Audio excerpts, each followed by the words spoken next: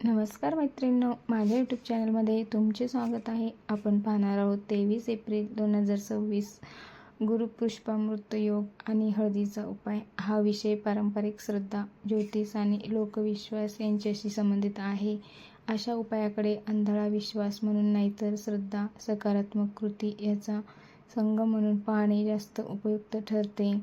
आता सविस्तर माहिती पाहूया. पूर्ण व्हिडिओ शेवटपर्यंत नक्की पहा. आणि जर तुम्हाला व्हिडिओ आवडला असेल तर लाईक, शेअर, सबस्क्राईब करा आणि कमेंट करायला सुद्धा विसरू नका. असेच नवनवीन व्हिडिओ पाहण्यासाठी बेल आयकॉनला क्लिक करा. गुरुपुष्पामृत योग म्हणजे काय हे आपण जाणून घेऊया.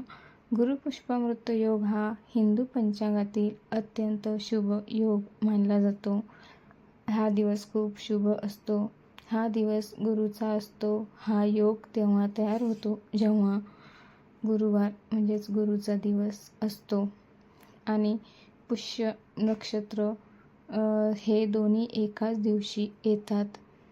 हा योग खरेदी, गुंतवणूक आणि शुभ कार्य, नवीन कामाची सुरुवात, सोने खरेदी किंवा शिक्षण आणि काही करिअर, आध्यात्मिक साधनेसाठी अत्यंत शुभ मानला जातो. नवीन कोणतीही गोष्ट तुम्ही घेऊ शकता. त्यामुळे ह्या दिवशी कोणतेही शुभ कार्यसुद्धा करू शकता. तर आपण पाहणार आहोत हळदीचे महत्त्व किती आहे. हळद ही भारतीय संस्कृतीत पवित्र, औषधी आणि शुभ मानली जाते.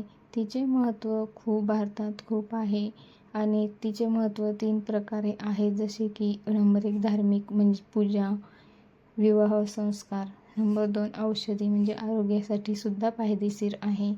आणि नंबर 3 ज्योतिष म्हणजे गुरु ग्रहाशी सुद्धा संबंधित आहे. हळद ही गुरु ग्रह यांचे प्रतीक मानली जाते. त्यामुळे गुरुपुष्पामृत योगात हळदीचे फार महत्त्व आहे. त्याचे विशेष उपाय केले खूप प्रभावी मानले जातात. हे उपाय केल्याने घरात सुख, समृद्धी, पैसा, शांती आणि आरोग्य चांगले राहते. गुरुपुष्पामृत योगातील हे हळदीचे उपाय. खाली काही पारंपरिक उपाय आहेत, ते आपण पाहूया. हे उपाय श्रद्धेने आणि सकारात्मक भावनेने करावेत. तर नंबर 1 धनप्राप्तीसाठी हळदीचा उपाय आहे. गुरुपुष्पामृत योगाच्या दिवशी एक पिवळा कापड घ्या आणि त्यात 7 हळदीच्या गाठी ठेवा आणि त्या कापडाला गाठ बांधा आणि ते आपल्या तिजोरीत किंवा पैशाच्या ठिकाणी ठेवा. त्याने खूप घरामध्ये भरभराट येईल आणि पैसा पण यायला लागेल, लक्ष्मी प्राप्ती होईल. असा विश्वास आहे की ह्यामुळे आर्थिक स्थैर्य पण लाभते आणि धनवृद्धीसुद्धा होते. नंबर 2 नोकरी आणि व्यवसायासाठी पण हा उपाय खूप चांगला आहे. हळदीचा छोटा तुकडा घ्या, तो पाण्यात मिसळून तिलक लावा आणि ओम बृहस्पते नमः हा मंत्र जपा. ह्यामुळे आत्मविश्वास वाढतो आणि संधी मिळण्यास मदत होते असे पण मानले जाते. त्यानंतर नंबर 3 विवाहासाठी पण हा उपाय अत्यंत प्रभावशाली आहे.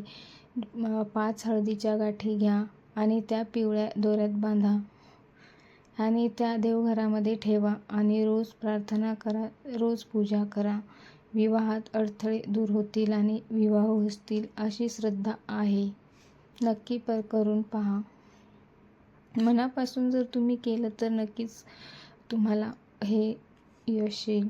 नंबर 4 घरातील सुख शांतीसाठी घराच्या मुख्य दरवाजावर हळदीचा स्वस्तिक काढा. देवघरात हळद अर्पण करा. ह्यामुळे सुद्धा तुम्हाला घरामध्ये सुख शांती मिळेल. ह्यामुळे घरात सकारात्मक ऊर्जा वाढते असे मानले जाते. त्यामुळे हा पण उपाय नक्कीच करून पहा.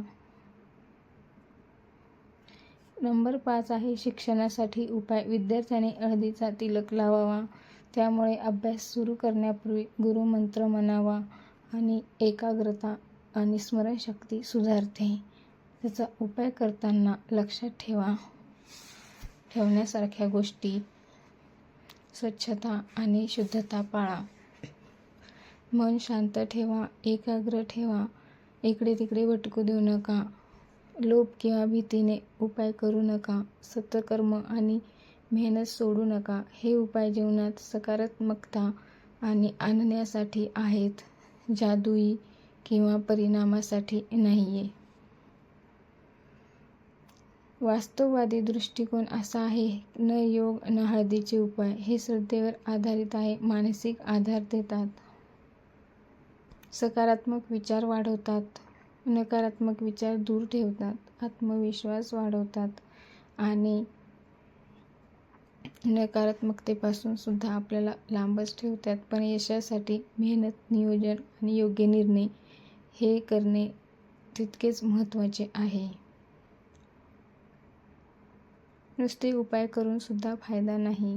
गुरुपुष्पामृत योग हा शुभ वेळ मानला जातो आणि हळदीचे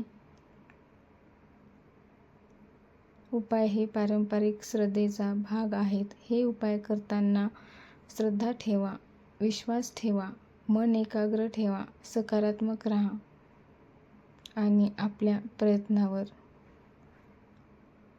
विश्वास ठेवा. नकारात्मक विचार करू नका. यामुळे जीवनात संतुलन आणि शांतता आणि प्रगती साधता येऊ शकते. जर तुम्हाला व्हिडिओ आवडला असेल तर लाईक, शेअर, सबस्क्राईब करा आणि कमेंट करायला विसरू नका. जर असेच नवनवीन व्हिडिओ बघायचे असतील तर बेल आयकॉनला नक्कीच क्लिक करा, म्हणजे तुमच्यापर्यंत मी टाकलेला व्हिडिओ नक्कीच पोहोचेल. कमेंटमध्ये लिहा श्री स्वामी समर्थ. जय जय स्वामी समर्थ.